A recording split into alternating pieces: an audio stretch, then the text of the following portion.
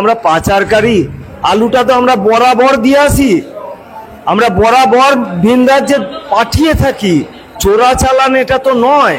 বর্ডারের দিকে বর্ডারে আলুর গাড়িগুলো ঘুরছে তিরপল ঢাকা দিয়ে, সেই আলু নষ্ট হচ্ছে।